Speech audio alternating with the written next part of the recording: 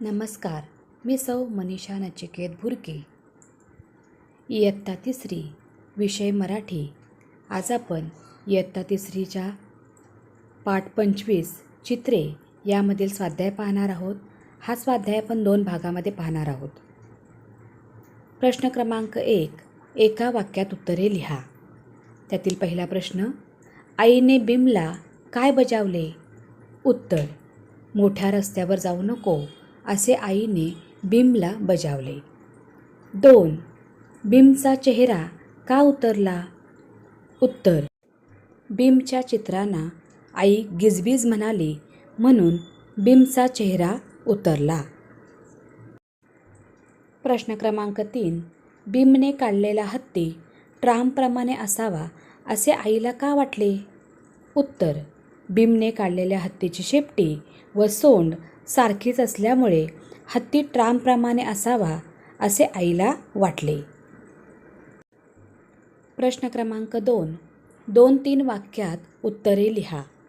त्यातील अ आहे, कपाटात गमतीच्या कोणकोणत्या वस्तू होत्या?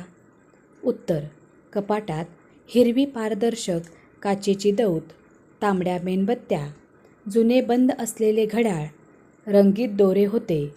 तसेच निळ्या हिरव्या मण्यांचा झगा घातलेली, हात मोडलेली काचेची बाहुली होती. त्याचबरोबर अंग दाबताच कुई आवाज करणारे रबरी बदक आणि रंगीत खडूंचा डबा इतक्या गमतीच्या वस्तू कपाटात होत्या. 2, बिम्मने बब्बीचे चित्र कसे काढले होते? उत्तर, बिम्मने बबीच्या चित्रात तिचे पाय काड्यांप्रमाणे काढले होते. रुंद स्कर्ट घातलेल्या बब्बीच्या डोक्यातून बाण गेल्याप्रमाणे दोन्ही बाजूने ताठ अशा तिच्या लहान वेण्या काढल्या होत्या. तसेच तिच्या हातात दप्तर देऊन तिच्या पायावर बेडकी काढली होती. प्रश्न क्रमांक 3, हे तुझं चित्र मात्र अगदी खरोखर झालं बघ असे आई का म्हणाली? उत्तर, बिम्मने स्वतःचे व आईचे चित्र काढून ढीगभर लाडूही दाखवले होते. आई बिम्मला लाडू देत आहे असा त्या चित्रांचा अर्थ बिम्मने आईला सांगितला. तेव्हा आईने डब्यातले 2 लाडू प्रेमाने त्याला दिले. चित्रातले प्रत्यक्षात आलेले पाहून हे तुझं चित्र मात्र अगदी खरं झालं बघ असे आई बिम्मला म्हणाली. प्रश्न क्रमांक 3, का ते लिहा. अ, बब्बीने दणादण पावले आपटली. का आपटली? कारण बिम्मने तिला चिडवण्यासाठी तिच्या चित्रात पायावर बेडकी काढली म्हणून चिडून बब्बीने दणादण पावले आपटली. आ, थोड्याच वेळात जवळजवळ सगळी फरशी भरून गेली. का गेली? कारण बिम्मने आवडीने फरशीवर भराभर चित्रे काढली. ई, आई मोठ्याने हसू लागली. का हसू लागली?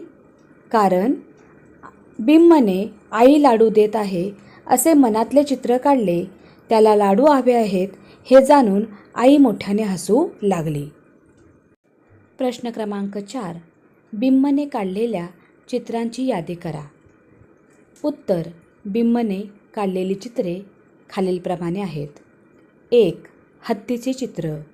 2, घर व घराबाहेर आई, बाबा, बब्बी, बिम, आजोबा, शाळा, बाजार व 3 कोंबडे. 3, बब्बीचे चित्र. 4, बिम्म, लाडूचा ढीग व आई अशा प्रकारे चित्र काढलेली आहेत. प्रश्न क्रमांक 5, वाक्यात उपयोग करा. अ, कपाळाला हात लावणे. याचा अर्थ आहे नाराजी व्यक्त करणे. वाक्य, माझ्या छोट्या भावाने घरभर पसारा केलेला पाहून आईने कपाळाला हात लावला. आ, चेहरा उतरणे. याचा अर्थ आहे वाईट वाटणे. वाक्य, बाबांनी मला खेळणे घेऊन दिले नाही म्हणून माझा चेहरा उतरला. ई, गाडग्यासारखे तोंड करणे. याचा अर्थ आहे रुसून बसणे. आईने मला जास्त खाऊ दिला म्हणून ताईचे तोंड गाडग्यासारखे झाले. प्रश्न क्रमांक 6, तुमच्या आईचे किंवा बाबांचे चित्र काढा. त्यांच्याविषयी 4-5 वाक्य लिहा. आता विद्यार्थी मित्रांनो, तुम्हाला चित्र काढता येत नसेल तर तुम्ही तुमच्या आईबाबांचा फोटो लावा आणि तो फोटो लावून त्याबद्दल आपल्या आई व बाबांविषयी माहिती लिहा. प्रश्न क्रमांक 7. खालील शब्दांना कार हा शब्द जोडून नवीन शब्द तयार करा. उदाहरणार्थ चित्र, चित्रकार. तसेच शिल्प, शिल्पकार. नाटक, नाटककार. संगीत, संगीतकार. नकला, नकलाकार.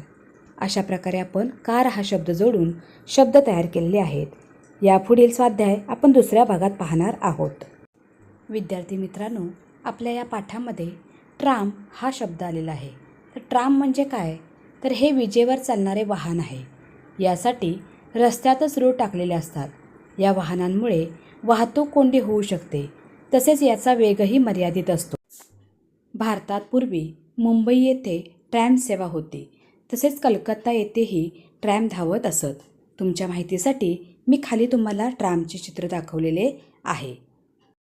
माझे व्हिडिओ जर तुम्हाला आवडत असतील तर लाईक करा, शेअर करा व सबस्क्राईब करा. धन्यवाद.